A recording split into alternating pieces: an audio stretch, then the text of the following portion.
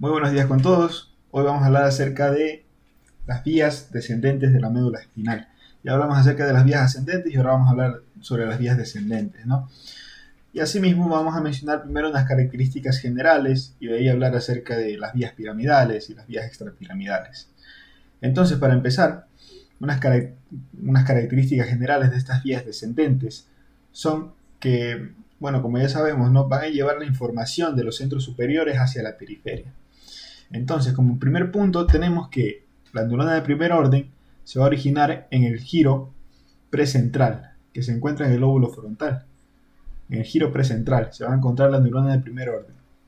De allí, como segundo punto, tenemos que va a cumplir funciones motoras, con la modulación del movimiento, como extensión o inhibición como excitación o inhibición de ciertos flexores y extensores, que vamos a ver más adelante, ¿no? Y de allí un último punto que va a tener una vía terminal común, la cual corresponde a la neurona de segundo orden que se encuentra en el asta anterior de la médula espinal, ¿no? Aquí podemos observar una imagen, ¿no? A grosso modo de ciertas vías que vamos a ver: la corticoespinal, la vestíbulo espinal, retículo espinal. Ya vamos a mencionar cada una de ellas a continuación, ¿no?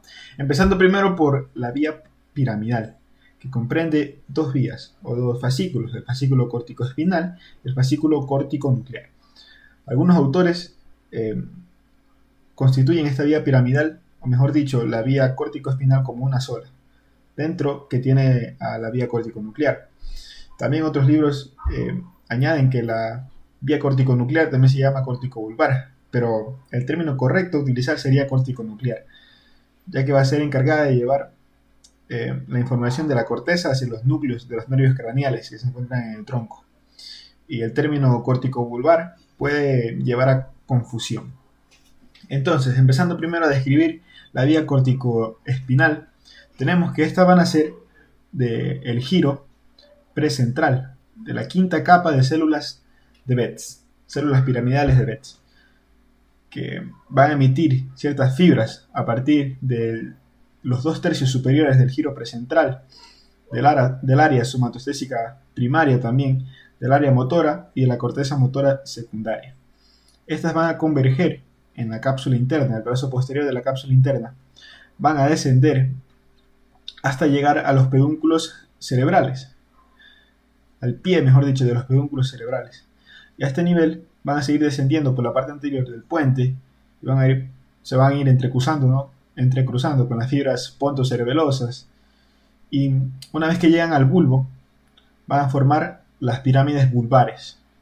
Y exactamente a nivel de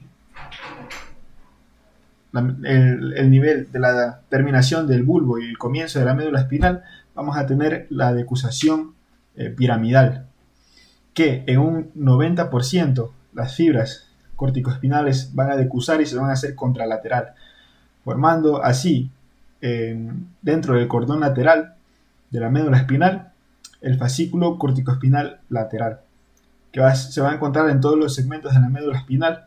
Va a estar mucho más dispuesto, o mejor dicho, va a ocupar mucho más espacio en niveles cervicales superiores que en niveles sacros, y va a establecer sinapsis con las láminas 4, 5, 6 y 7 del asta anterior de la médula espinal. E incluso se ha encontrado en ciertos primates, en ciertos monos, que establece sinapsis con las láminas 9 del asta anterior. Y bueno, el 8% que no de las otras fibras no van a decusar. Aquí podemos observar unas fibras decusan, el 80% que ya mencioné, y el otro 8% no va a decusar, sino que va a seguir ipsilateralmente del mismo lado en que nació y va a continuar como el fascículo córtico-espinal anterior. Este fascículo córtico-espinal anterior va a estar mucho más desarrollado en niveles cervicales, pero no comprende mucho espacio, ¿no? Y este de aquí va a emitir fibras, o su neurona de segundo orden se va a encontrar en la zona intermedia de la sustancia gris, las láminas 7 de Rexen. Y bueno, eso corresponde a la vía piramidal, y mencionar que va a estar encargada de llevar el tipo de información para realizar los movimientos finos con las partes distales de nuestros miembros, como el movimiento de las manos para poder escribir, para poder operar o para poder tocar un tipo de instrumento.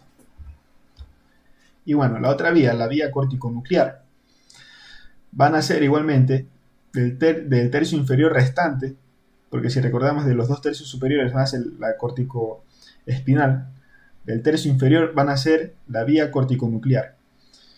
Esta vía córtico-nuclear nace del tercio inferior del giro precentral, sus fibras van a conducir igualmente por el brazo posterior de la cápsula interna, van a llegar a los pedúnculos cerebrales y a medida que entran al tronco van a ir emitiendo fibras de la línea media hacia la periferia para hacer sinapsis con los núcleos de los nervios craneales, que van a ir del 3 al 12º, del tercero al 12º.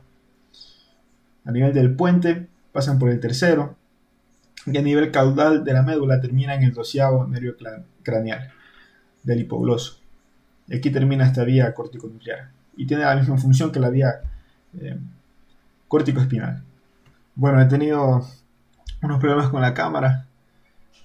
Bueno, ya tengo que revisar eso después. Entonces vamos a continuar revisando las vías extrapiramidales, empezando por la vía reticuloespinal. Esta vía, como su nombre lo dice, va a empezar en el núcleo de la formación reticular, a nivel del mesencéfalo, específicamente el puente y el bulbo. A nivel del puente vamos a tener fibras reticulares protuberanciales y a nivel del bulbo vamos a tener fibras reticulares bulbares. Vamos a describir primero las que nacen del puente.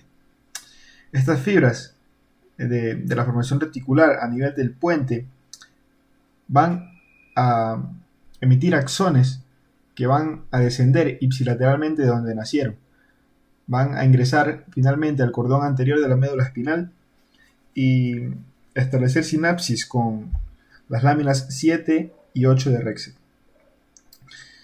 En cambio, las células que nacen de la formación reticular bulbar van a descender a sí mismo ipsilateralmente de donde salieron y van a ingresar al cordón lateral.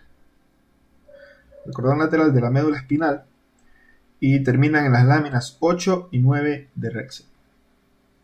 Este tipo de vía es la encargada del movimiento voluntario, de la actividad refleja y el tono muscular, inhibiendo y facilitando las motoneuronas alfa y gamma que se encuentran aquí en el asta anterior. La siguiente vía que encontramos es la vía tectoespinal, la cual es la encargada de la excitación de extensores y la inhibición de los extensores. También se encarga de modular los movimientos reflejos de las respuestas visuales a ciertos estímulos. Estamos hablando de la vía tectoespinal. La vía tectoespinal va a nacer de la capa profunda de las células del tubérculo cuadrigeminal superior o colículo superior, la cual va a emitir axones que van a descender y van a decusar contralateralmente del lugar donde nacieron, pasando por la protuberancia y la médula oblongada hasta ingresar por el cordón anterior de la médula espinal. Y van a establecer sinapsis con las láminas de 6, 7 y 8 de Rexet, del asta anterior. Bueno, también cabe mencionar que esta vía va a estar más desarrollada hasta niveles de cervicales, los cuatro niveles cervicales superiores. Bueno, después tenemos la vía rubroespinal, que como su nombre lo indica, van a ser a nivel de los núcleos rojos.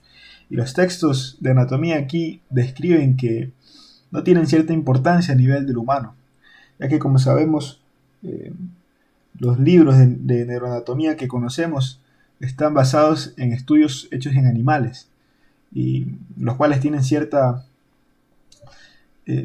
parecen mucho a la anatomía de nosotros los humanos, pero difieren en ciertos aspectos, ¿no? Entonces, esta vía rubroespinal va a ser encargada de excitar flexores e inhibir los extensores de los miembros.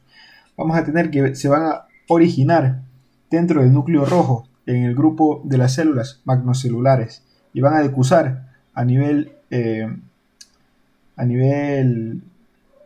del mesencéfalo, formando el tectum o mejor dicho, del tegmento, eh, la decusación tegmentaria ventral. Se me había olvidado el nombre, perdón. Y descienden por el puente y el bulbo para entrar a la médula espinal por el cordón lateral. Y finalmente establecer sinapsis con las células que se encuentran en las láminas 4, 6 y 7 de Rexel.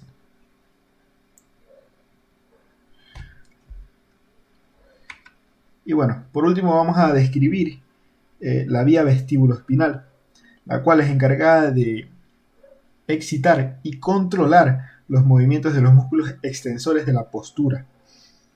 Este es uno de las vías las cuales han sido filogenéticamente más actuales, ¿no? Comienza a nivel del núcleo vestibular lateral, desciende ipsilateralmente del lugar donde se origina e ingresa a la médula espinal por el cordón lateral. En niveles cervicales y lumbares realiza la sinapsis en las células 7, 8 y 9 que se encuentran en la lámina 7, 8 y 9 de Rexel. Esto es lo importante, ¿no? Y también mencionar que existen otras vías como la olivoespinal, pero la cual no se tiene cierta duda que sí existe, ¿no? También encontramos el fascículo longitudinal medial, el cual se encuentra viajando en el cordón anterior y se dice que se origina a nivel del núcleo vestibular medial. Recibe también información de los núcleos de la formación reticular a nivel del puente, de los colículos superiores, incluso del núcleo intersticial de Cajal. Pero eso es otro tema para estudio aparte, ¿no? Investigar. Y también las vías autónomas descendentes, que llevan información visceral y se encuentran, ¿no?, en el núcleo autónomo sacro, en el núcleo torácico, que dan fibras preganglionares parasimpáticas y simpáticas y demás. Bueno, creo que eso ha sido todo por el estudio de las vías descendentes. Espero que me haya hecho entender. Y bueno, es un tema bastante interesante y complejo de entender también, ¿no? Y lleva horas de estudio. Así que yo con esto me despido y espero que estén bien.